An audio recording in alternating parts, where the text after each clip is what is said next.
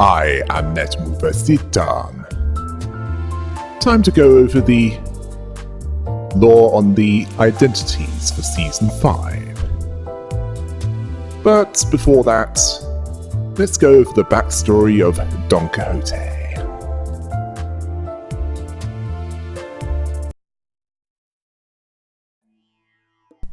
Now, this one is quite unique as she's the oldest under Limbus Company's employ, as she's, well, at least over 200. At this time, it's unclear to determine exactly how old she is, as there's no clear timescale, so let's just say she's over 200. Unless we learn more. I'll do what I can to put this into a cohesive timeline. Her story starts sometime in the distant past, which might be long before the head ruled over the city, or even before the city, as we would know it, came into being. The earliest point that we can determine is that Sancho, as she was known then, was lying down in a desolate scene when Don Quixote found her. She apparently had no family and was waiting to be burned alive and turned into ashes, to make it as if she was never there. Don Quixote offered to give her a reason to continue living, a family, which meant that he was offering to make her a kindred.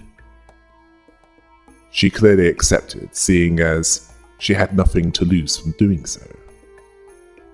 She and Dulcinea were there at the start of the Manchegan family, as his blood-fiend daughters. The machine purge and the mechanical uprising all happened around the time when Coriambro was human, and he was made a third kindred by Dulcinea sometime during this, which was likely the reason why AI that could pass for human was outlawed. As for Nicolina, it's unclear if she was turned before or after that, but regardless, Sancho was largely indifferent to her family. She didn't even want to make kindred of her own. She tolerated Don Quixote's eccentric behavior. It all seemed that their time together wouldn't change, that there would be no interesting times in the context of that ancient Chinese curse. At least until they would get a visitor. This visitor was Bari, Knight of the White Moon, a fixer that operates under different rules to how fixers do now. One that values honor and virtue over self-interest and money. She forced her way through the younger kindreds and was granted an audience with Don Quixote, who confused her for a bloodfiend hunter, but she was there to challenge him to a duel, seeing him as different from other bloodfiends. He hunts humans to feed on blood, rather than for fun. This was during the Bloodfiend War, a war between humans and bloodfiends. She noticed that he was neutral in that conflict. Sancho offered to fight her, but Don Quixote preferred to duel her himself. All to do one of two things. Either to convince him to fight for the humans, or to kill him.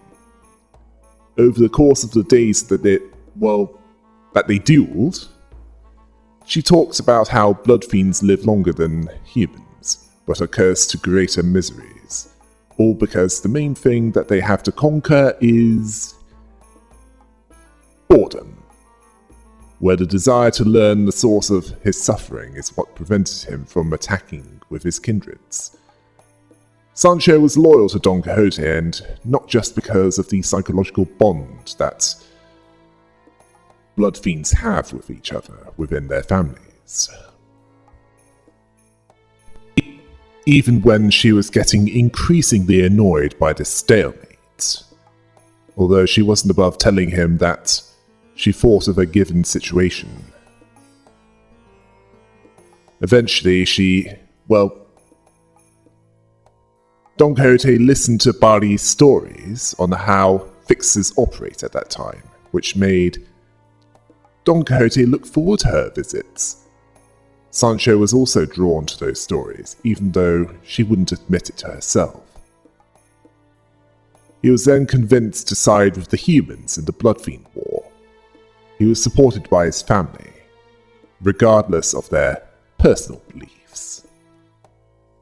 The humans won that war, and the Machangan family were seen as pariahs to the other Bloodfiend families. One day, Don Quixote, at some point after, recalled Barney describing an amusement park, which gave Don Quixote an ingenious idea, much to Sancho's annoyance, as he's had many passing infatuations, such as knitting, for example. That didn't last long.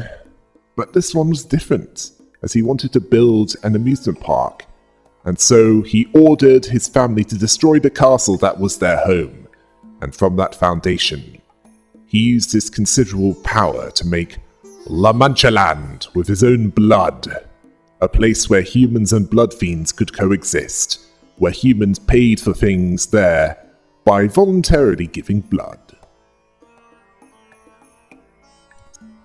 Sancho witnessed La Mancha Land be successful for a time, and how hemobars would be enough to sustain them.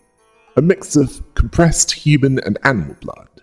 In theory, it would eliminate the need to kill humans for blood. It was the pride and joy of all blood fiends, a sign that peaceful coexistence was possible. Sancho was less certain of this, and would rather leave than hear of Don Quixote flatter Dulcinea. She hated frivolity.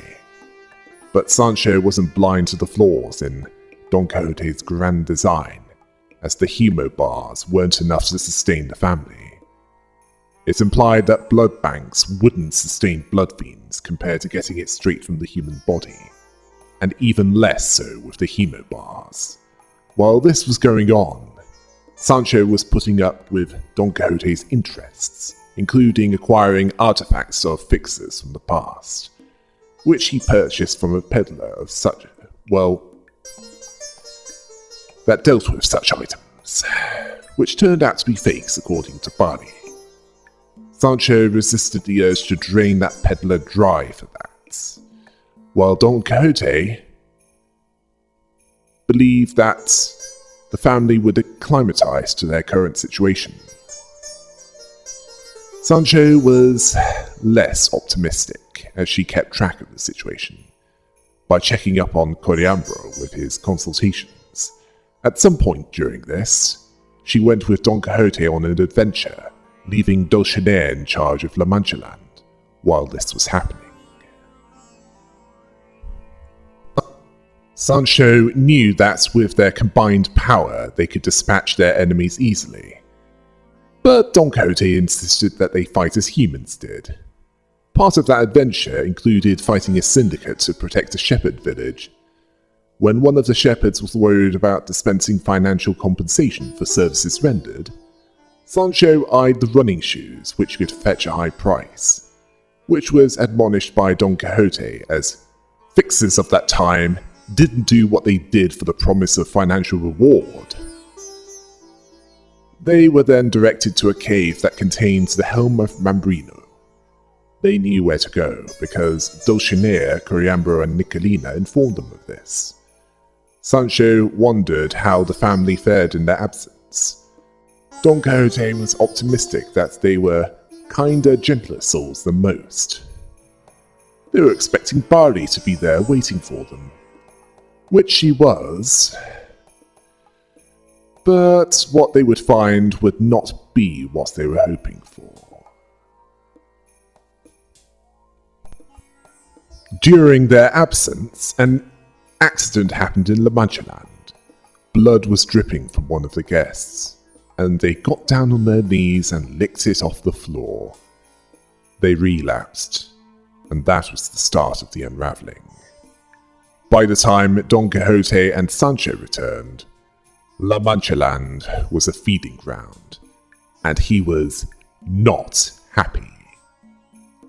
Unfortunately for them, Dulcinea, Coriambro, and Nicolina accounted for the bond between them. The helm of Mambrino was cursed, where whoever looked upon the wearer would see them as an equal, allowing them to rebel against him. Don Quixote, at this point, forced Sancho, his only loyal kindred, to wear Rocinante and leave with Bari, before he sealed away La Mancha Land to protect the humans from the rest of his family. Much to her distress, as she wanted to fight with him.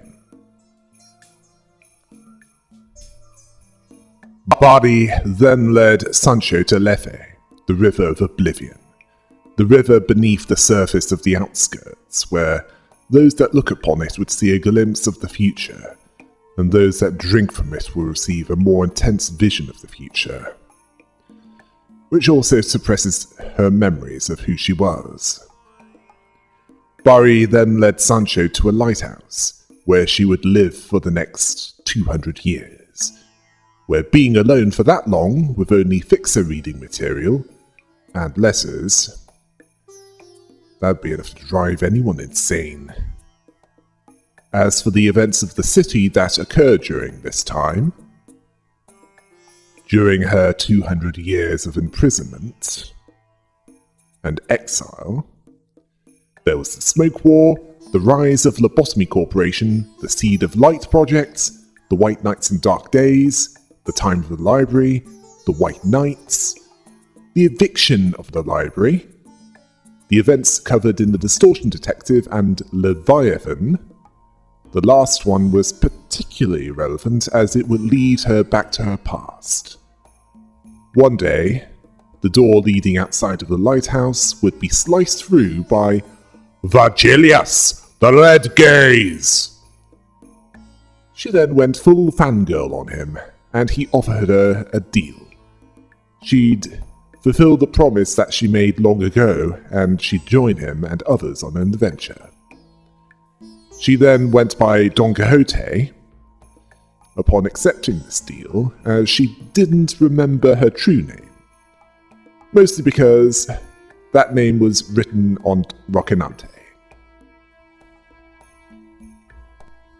She then joined Limbus Company as one of the damned dozen, dealing with the horrors within the branch facility of District 4, where she had to deal with abnormalities, some of Gregor's old comrades, and treachery from those hired to guide them, along with surviving those of, under N-Corp's employ, each familiar to Gregor, Yisang, and Honglu.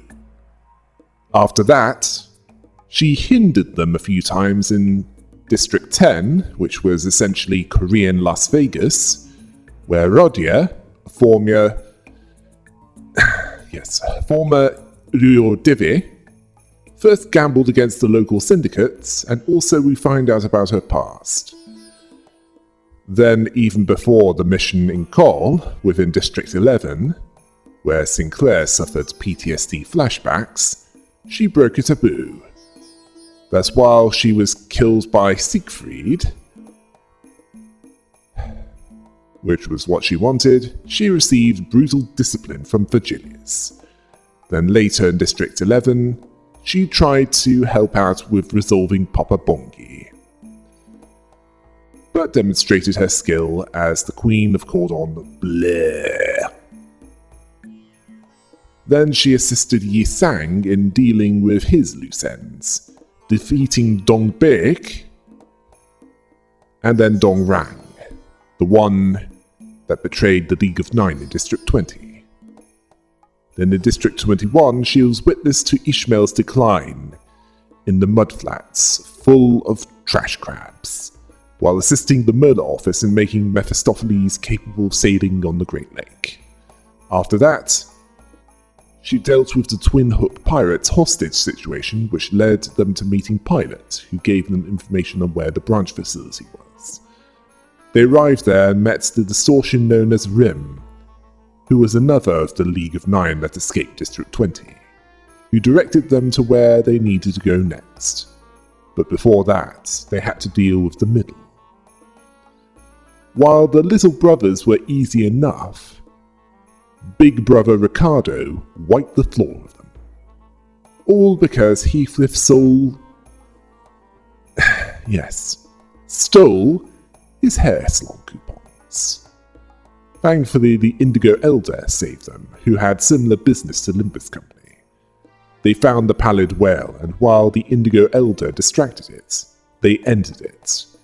Within it, they encountered Captain Ahab, Pip, Queequeg, and Starbuck, where they eventually found the Heart, and after fighting the 4 surviving Pequod crew, only Ahab survived, who was so psychotic, even Carmen raised her hands and said, "This, I'm out of here. She's not going to listen to me, or anyone."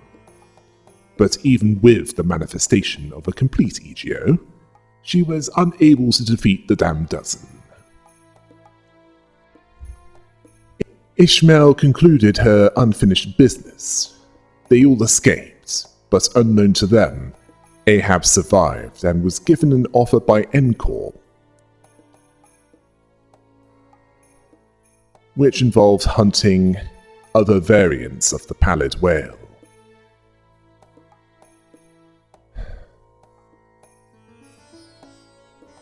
They then arrived at District 20 and dealt with a distortion mission involving a gang war between the Blade lineage that originated from District 19, where Yi Sang came from, and the Kurokumo clan, a subsidiary of the Fum, where the distortion in question was the Blade lineage's mentor, Bamboo-Hatted Kim. They defeated him and his only surviving member of his syndicate, which it technically was. They were both taken alive. Then Heathcliff dealt with his unfinished business involving Catherine, where they had to kill Hindley, her wastrel brother, after he distorted, Linton, her widower, after finding out that he married her, and that she was now dead, and then, after dealing with Heathcliff distorting, they also fought a variant of Heathcliff called Erlking Heathcliff from a world where he wanted to hunt down all other Heathcliffs, seeing himself as the cause of Catherine's suffering. Yes, the cause of Catherine's suffering, and Linton used his organic material to bring him back to that universe in a stable way, at the cost of his own life. This was all thanks to Azia, another one who sold out and joined Encore. Virgilius needed to intervene to allow them to follow Erlking Heathcliff. Nellie stood in the way, revealing herself to be an Encore affiliate at that point. But she was defeated, and after a battle against Erlking Heathcliff and a gestalt of many Catherine variants that lost their Heathcliffs, their Catherine, with the help of Dante's device, was able to erase all of herself, so that Heathcliffs in all worlds can live happier. Well, some Catherines were erased from existence, and others just had the memory of their existence erased. Only Dante, Heathcliff, and Demian retained any memory of her. And in Heathcliff and Dante's case, that was due to them being in the eye of the storm. Demian, because he's clearly more than human, considering what he's capable of. To get to their next destination, they had to board a warp train. Sadly, the tax people of District 20 detained them due to Dante's time-shifting capability within a TT4 protocol area, incurring a large time tax bill. But thankfully, a job involving the Time Ripper would clear this debt. Dante, Rodya, Honglu, and Ryushu were allowed to figure out this case. And once they located the main base of this distortion, the rest of the damned dozen could join them. They were detained during this investigation, and they defeated the Time Ripper. Then they boarded the warp train and were let out after 3 days inside it. They found out that they were up against a powerful blood fiend, a 6th kindred, along with a recent 7th kindred made from a prosthetic-using fixer. There was also an army of blood bags. Sadly, the 6th kindred, known as Cassetti, had a regenerative capability combined with the time-siphoning box of T-Core, which made this a battle that they would have no chance of winning, requiring Dante and Faust to make a deal inside Mephistopheles. But Don Quixote was having none of it, and tried to stop Cassetti, who tried to make her another 7th kindred. Sadly, this brought out Sancho, as Rocinante dropped off her feet.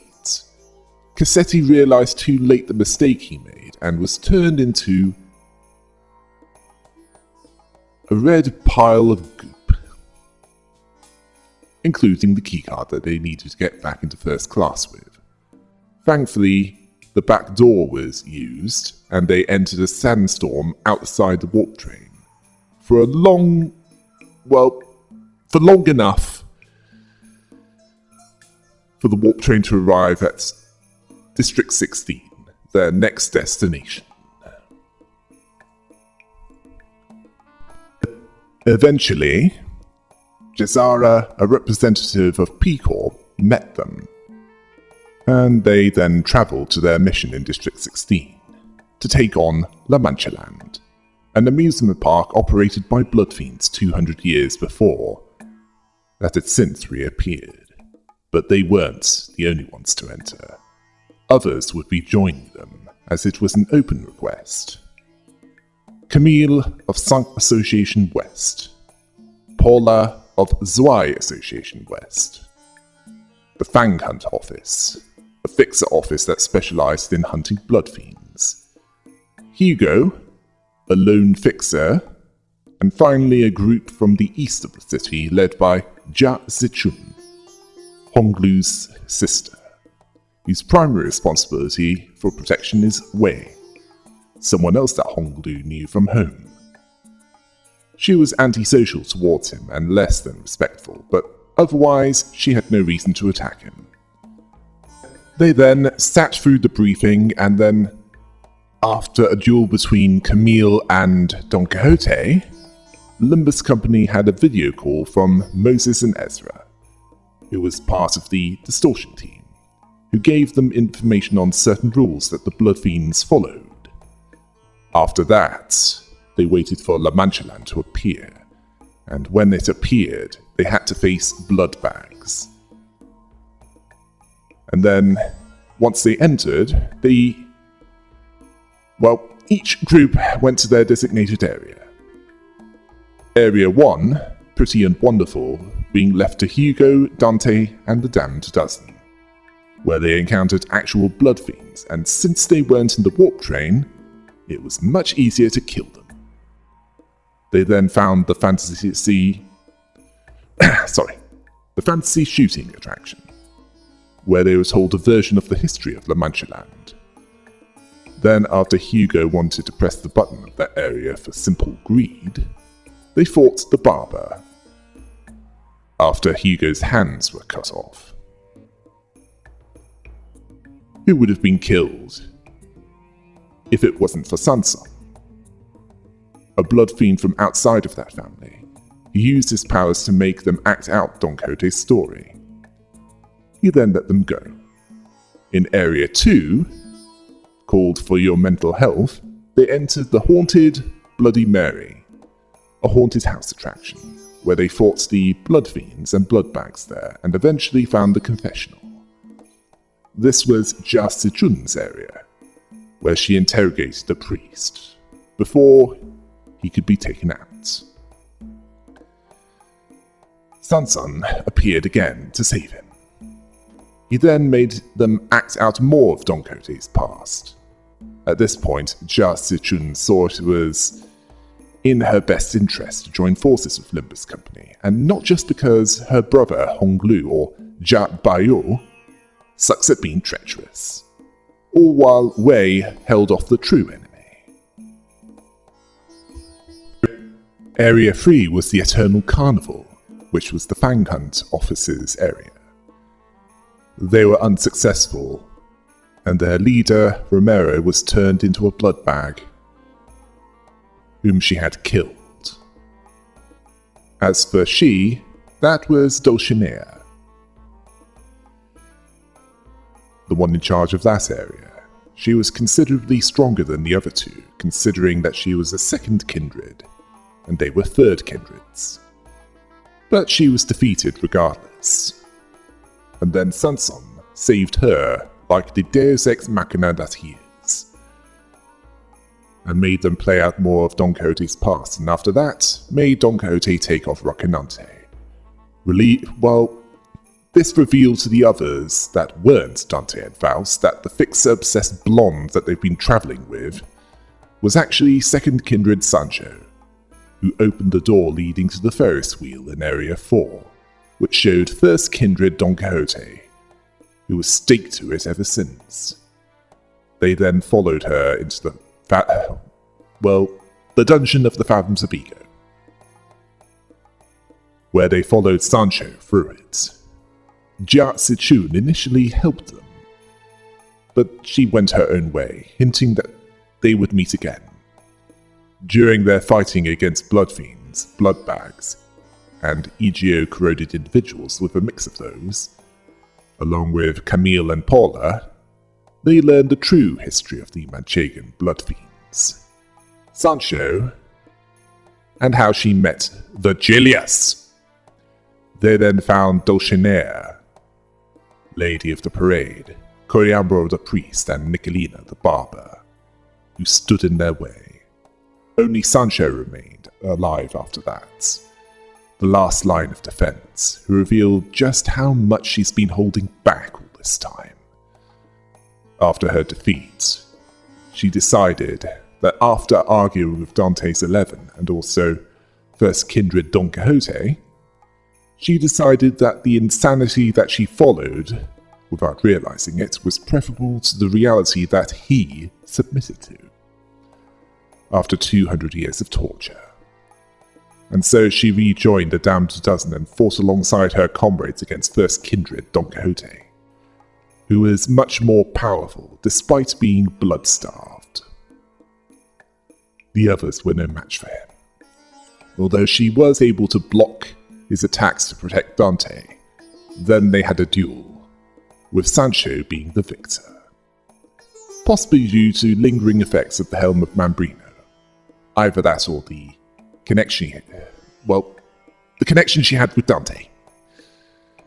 This was sorrowful to her, but she continued on, willingly playing the part of Don Quixote, with her memories restored, the others now knowing that she's the oldest of them. Not knowing that P-Corp took the first kindred's corpse. Only Dante and Faust were aware of this. After that, they had a Walpurgis night, where they were in the Book of the Full Stop office, where they dealt with a distorted account of how the Full Stop office was sent to assassinate the Church of Gears, which, like the real events, ended in failure, largely due to someone intervening, which was Argalia, the Blue Reverberation, or the Blue Sicko, or Racial Joker as I called him. They then had to do a checkup at HQ, which they travelled to via experimental portal technology, from a company that desired to make a hostile takeover of W-Corp, where they were tested by Hohenheim, who was in charge of the LCE.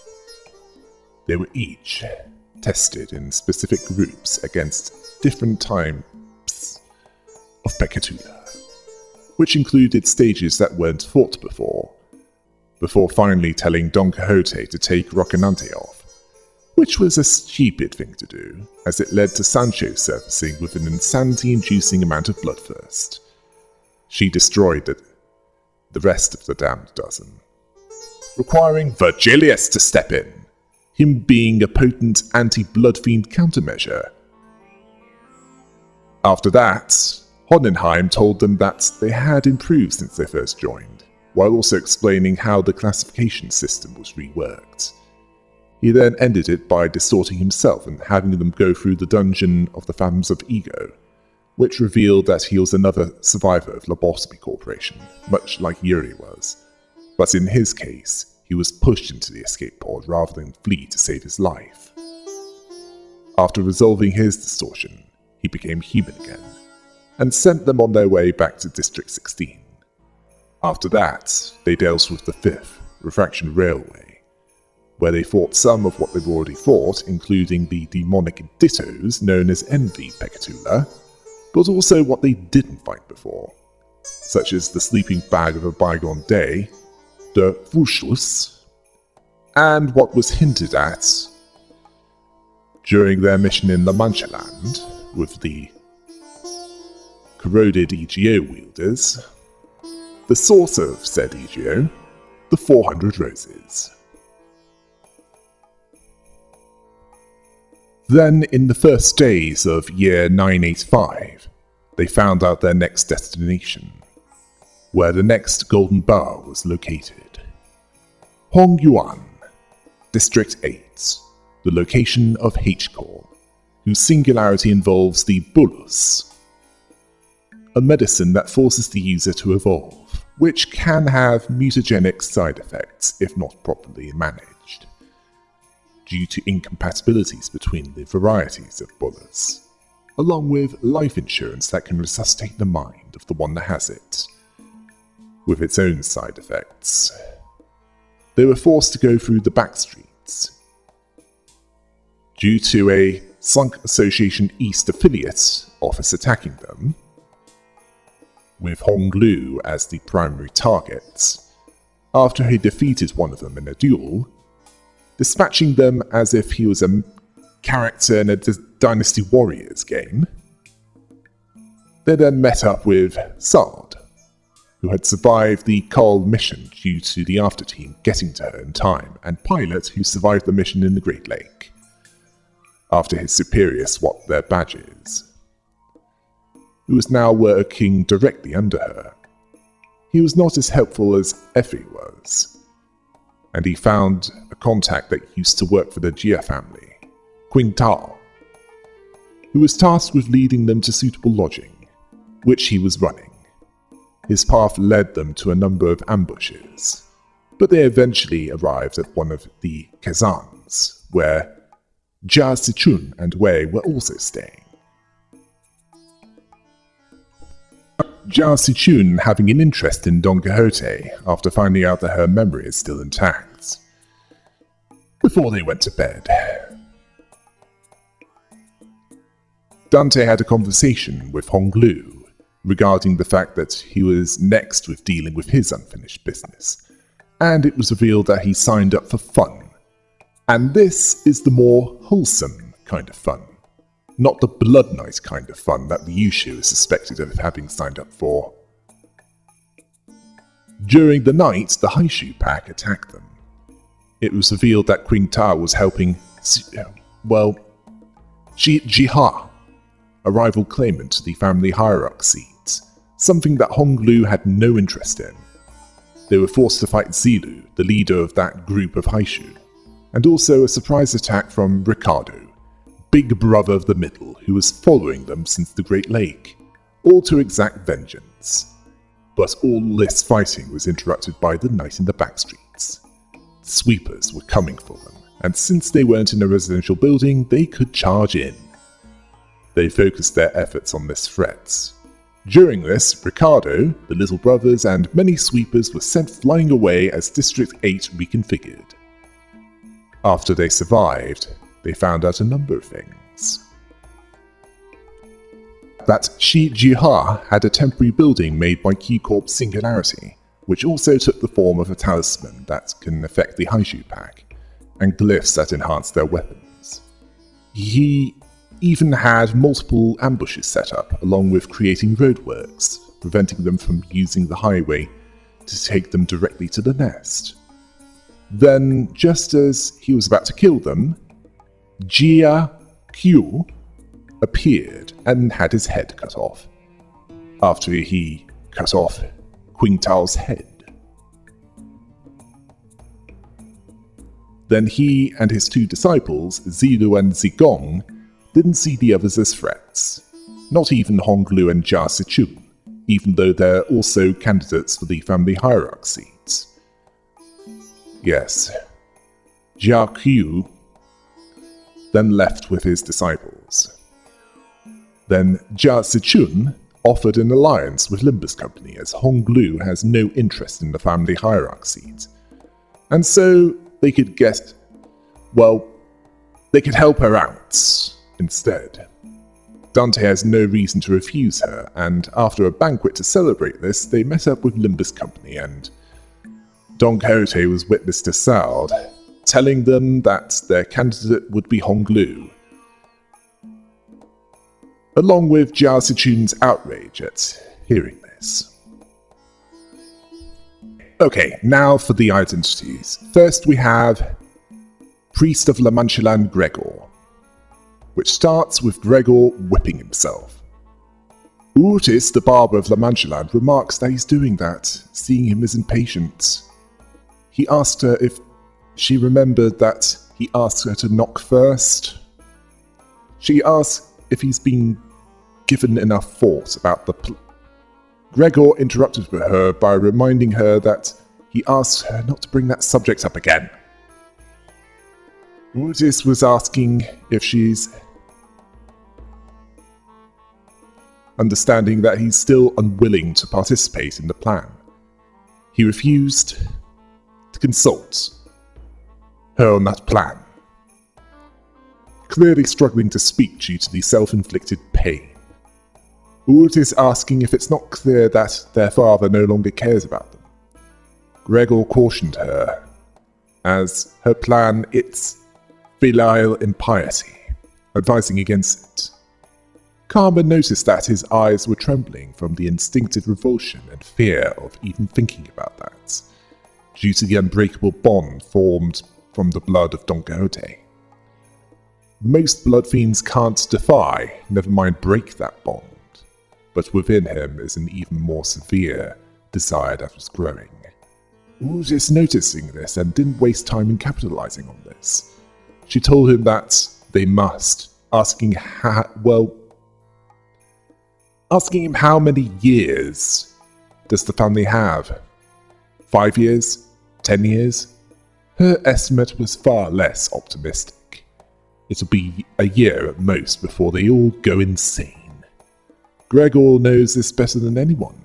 He sits there every day to listen to their desperation.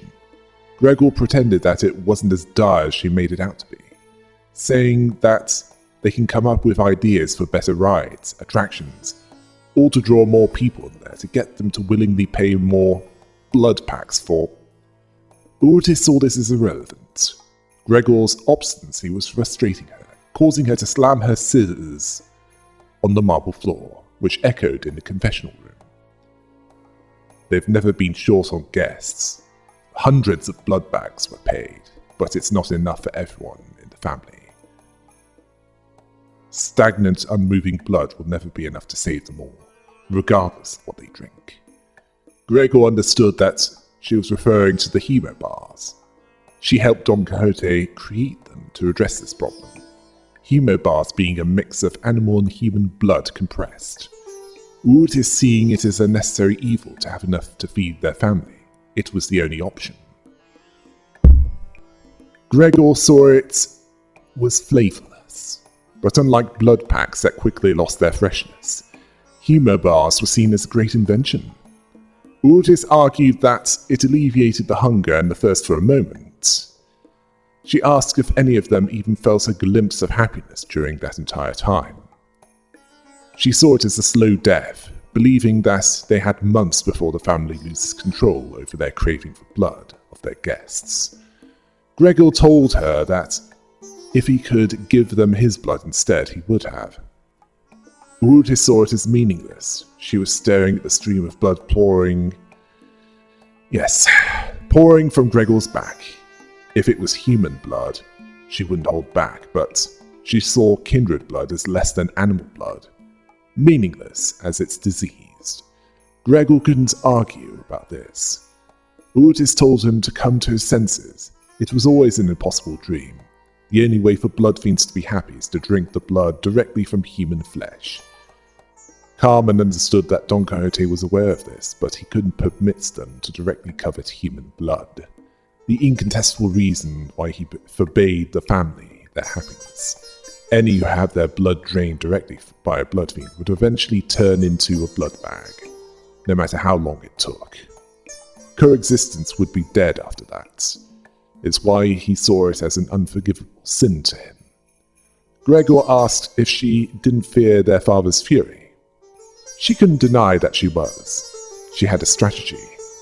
They don't want him dead, just to come to his senses. Gregor asked how they'll get him to don the helm. Clearly the part when she said that Don Quixote wasn't intended to be killed made him more interested in this plan. It caught his attention. Urtis asked if she wanted to talk about this. Or rather, he wanted to talk about this. With her. How he created Rocinante before he left. Gregor confirmed this. Urtis mentioned that it used a significant amount of blood to create him. His journey would make him deeply fatigued. That will be when they can put the helm on his head. As for the second step, she'll tell him once he agrees to be a part of it. Even after she left, Gregor still shuddered from the crushing guilt. He continued to whip himself. For the family, for their father and blood. No matter how much he whipped himself, those thoughts wouldn't leave his mind. Every strike of the whip, every scar that formed in the skin, it only reminded him of the possibilities this thought granted. He then put down the whip and uttered the unthinkable, even if he'd smite them down with his great vengeance. If it'll get him to see that suffering, the countless consultations of the family had caused his heart to sway. It crumbled completely, due to the justification that it was for Don Quixote. Then there was the day of rebellion. He was in. Don Quixote returned home after his adventure. Countless blood-fiend hunters surrounded the blood-soaked Gregor. He'd done this countless times in the past, but after years in La Mancha land, it was new to him. They could have coexisted with the hunters, if that day didn't come to pass. He told them that they didn't pay La Mancha land a visit once, ever since the blood-fiend war was over. They managed to suppress the hatred of his kind, asking if they were curious or was it something else. He didn't see it as mattering anymore. The blood-fiend hunter of the Fangund office admitted that there was doubt in their hearts, even as they ran towards the stench of blood and the screaming, wondering if La Mancha land was besieged by a different family that envied their success. Gregor saw this as a foolish thought, as one that Don Quixote would have been overjoyed to hear. The Bloodfiend Hunter saw that it was foolish to hope, seeing that the ranks of Bloodfiend Hunters would only grow like wild grass in the fields. And when that day becomes history, they'll learn a lesson from this foolishness. Bloodfiends were evil by nature. They can never change. Gregor had nothing more to say, neither did the hunter. It was meaningless to both. Gregor then kept killing hunters. It wasn't sin that he was worried about, nor the upcoming punishment from Don Quixote. It was joy from taking in the hunter's blood that was drenching his body. I'll be honest, it's pointless to do a divergence point here, as this was 200 years in the past, before they're supposed to be born. But it's a role swap with Cariambro, the priest of La Mancha Land, who listens to confessionals and whips himself in penance. Both have also guilt and disgust at even thinking of rebellion against Don Quixote, the father/patriarch of the Manchegan family. It's also revealed that humo bars, which might as well be black pudding, were made from a mix of human and animal blood compressed. The animal blood there to pad it out. Also, it's revealed that blood packs don't provide as much for blood fiends as blood taken straight from the target, so blood banks clearly aren't going to work as a means of getting what they need. Not unless they do it in shifts and consume the blood as it's just extracted from the body. As for Hotel Larriere, that's likely done in such a way that it doesn't turn the guests into blood bags, as Larriere doesn't want to attract unwanted attention. Like most Gregors, he has a replacement for his missing right arm. Most of them uses a prosthetic, a cybernetic replacement. With his blood fiend identity, however, he created a blood construct. Now for Firefist Office survivor Gregor. During an expedition into La Mancha Land that saw the others ahead of him, was the Firefist Office based on their outfits. Big Sis was quiet. Gregor knew that she'd be fine in all that mess, asking why she never gave him a call. Big Sis then said, La Mancha Land, that one of their fixers told him to wake up, asking in what world is that his office's outfit. Gregor asked what they were talking about. Her outfit was that of the Firefist office. Big Sis continued by saying, all dreams free here, we hope. That other fixer asked what got into him, telling him to stay away from that blood bag. He'll get himself killed. Gregor didn't see the danger. Big Sis shouted at him to stay away from there. Sometime later, he survived, and a P Corp staff member asked if he was good. He zoned out for a second. Gregor snapped out of his PTSD flashback and asked if they're not open that day. He was waiting for a while for them to open, yet it remained closed. The P Corp staff member told him that they locked themselves up completely with the non-stop raining. Gregor understood that the constant rain was preventing La Mancha Land from opening, but he had nowhere else to go back to, even if it was open. The Firefist office was a tiny room with barely any space for furniture, let alone people, and piles of late rent notices. Gregor wanted to go in there. The P Corp staff let him, but told him to stay away from the command tent, understanding that he was there to recover his friend's things. That wasn't his intention, but he did that. He saw that the empty lot was vast, but it wasn't hard to see where the entrance was. Unlike blood, oil that leaked out of the ruptured fuel tank doesn't get washed away so easily in the rain. He followed the glistening, oily rainbow to find a broken fuel tank and an abandoned gas mask. 2 weeks before, Big Sis gathered everyone in the office and opened the window wide in front of them. She told the others to look out the window. They saw the skyscrapers of P Corp, shiny in their pale, hazy lights. They'll take care of the contract, they'll nab the contribution fee, and they'll literally and figuratively move up in the world. Yes, move up in the world to a high-rise office like those. First they'll move and then they'll get more fuel-efficient gear. Gregor was much less optimistic, seeing this as a pipe dream. A third-rate office like theirs won't even be able to lay a finger on the contribution fee. They'll be lucky if they don't end up becoming meat shields for others. Big Sis didn't see it as that kind of contract. They won't even have to kill a single blood fiend. One of the other fixers remembered that they just need to survive and collect enough intel to make a 15-minute testimony. Gregor saw something that felt off about that. Big Sis saw this open contract. It was posted by none other than the Wing. Plenty of association fixers were there as well, so it's legitimate. They just have to not die. She also advised that they get some missing persons posters from the station. They could get much from saving just one of them. Gregor saw this as questionable. La Mancha Land was an urban nightmare. Why was a third-rate office like theirs taking part? Many prestigious offices were in District 16. They were participating in eradication efforts. Why do they need more people?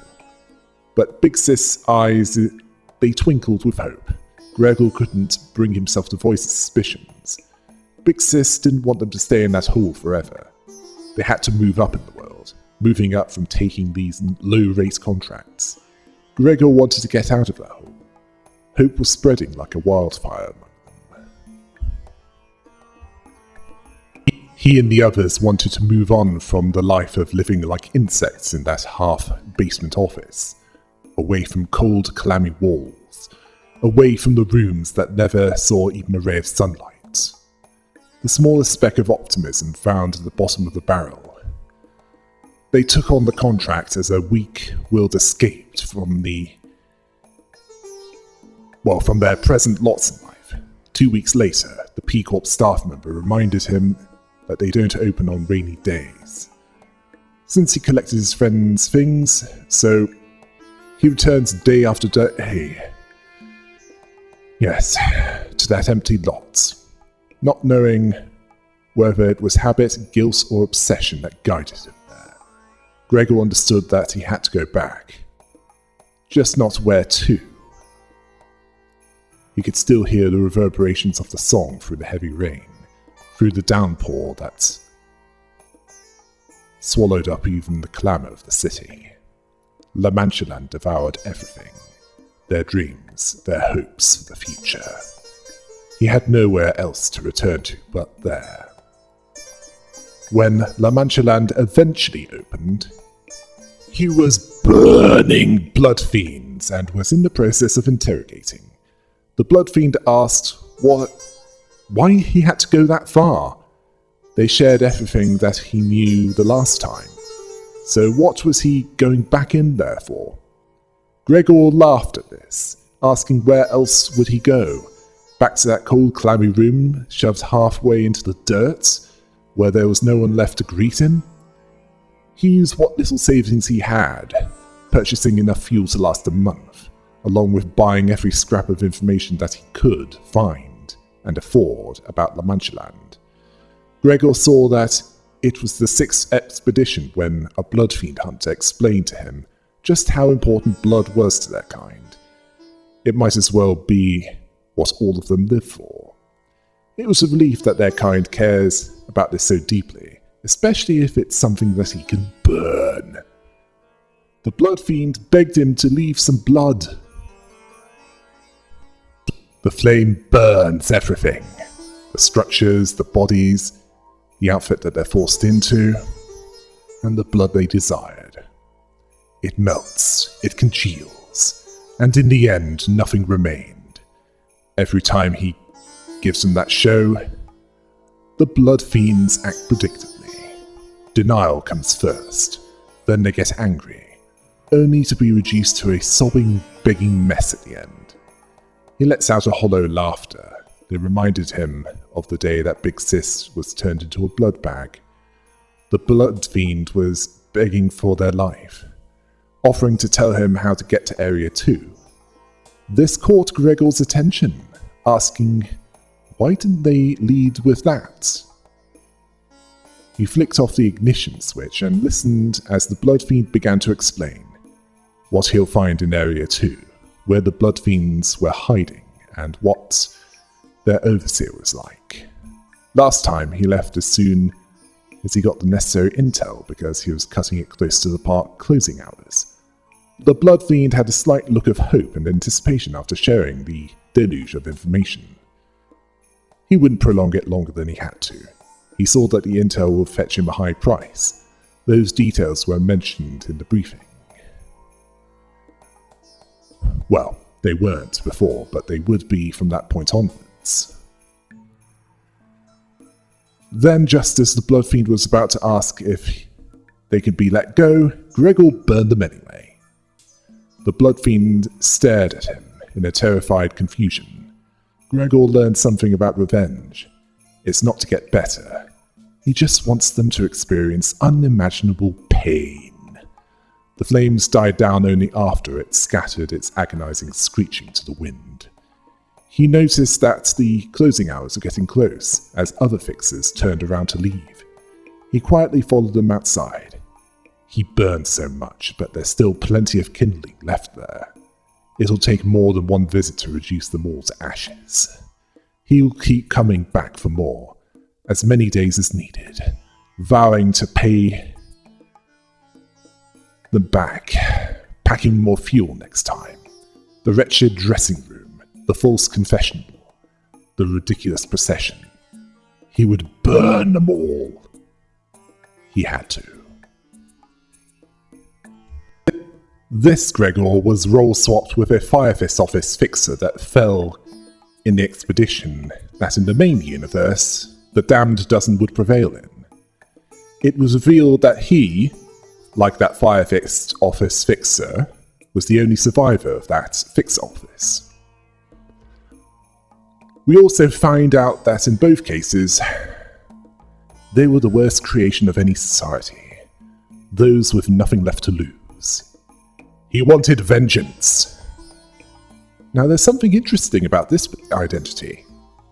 He uses fuel from District 12, the same location where Lobotomy Corporation, and after the library, used to be, before the latter was evicted into the outskirts. Clearly, fuel from there is the good stuff. Otherwise it wouldn't be used by this Gregor, as what he's armed with, it's a gauntlet, likely a prosthetic, with a built-in flamer, with a fuel tank on his back. I approve of this setup. He burns his enemies. Much like the prosthetic in the Lu identity, except in this case it's more projectile-based flame, rather than something to augment blunt force trauma via martial arts. As for La Mancha Land, it didn't open when it rained. This was because the Bloodfiends had a psychological fear of water, and water also diluted any blood that would be spilled. P-Corp would also allow members of an office to retrieve anything of theirs. It was also revealed that the Firefist office wasn't doing well before they decided to take that contract. So they were desperate before things went even worse with their massacre.